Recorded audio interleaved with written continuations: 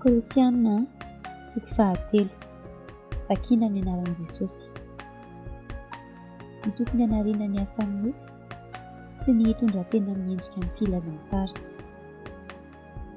Koa raha niara-nitsangana tamin'i Kristy ianareo dia katsaony zavatra any ambony any amin'ny toeran'i Kristy izay mipetraka eo an-tanan-kavanan'Andriamanitra.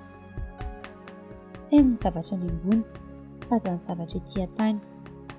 Fa efa maty ianareo ary fiainanareo miara-miafina amin'ny Kristy ao amin'Andriamanitra. Raha iseho Kristy fiainantsika dia hiara iseho aminy koa amin'ny voninahitra ianareo. Koa vonoiny momba ny tenanareo izay ety an-tany dia fitsangatsangana, fahalotoana, firehetam-po, fanirian-dratsy ary fiheremana dia fanompoan-tsampy izany. Fa izany zavatra izany no mahatonga ny fahateseran'Andriamanitra amin'ny sanaky ny tsy fanarahana. Izany koa no nalehanareo fahiny fony mbola velona taminy ianareo. Fa ankehitriny esory koa izao rehetra izao dia fahatezerana, fiafinafonana, lolo-po, fitenenan-dratsy, teny mahamenatra avy amin'ny vavanareo.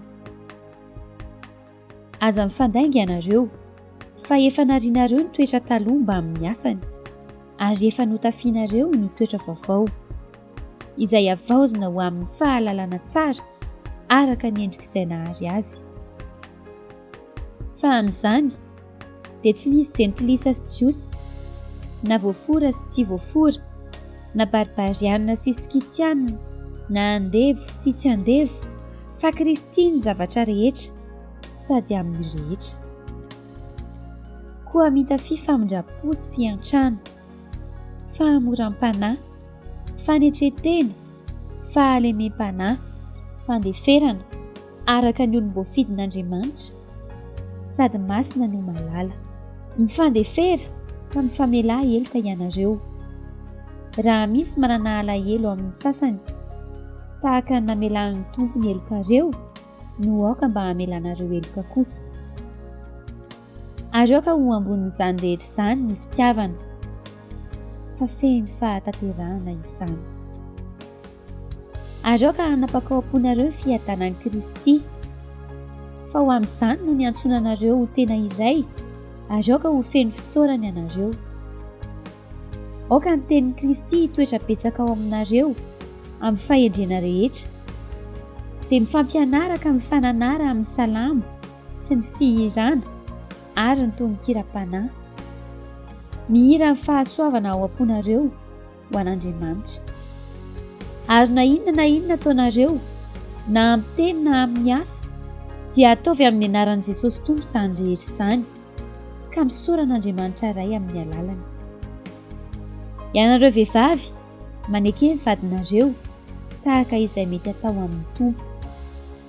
Ianareo lehilahy tiava ny vadinareo ary aza sosotra aminy. Ianareo zanaka manekeny ray aman-dreninareo amin'ny zavatra rehetra, fankasitrahana ao amin'ny Tompo izany.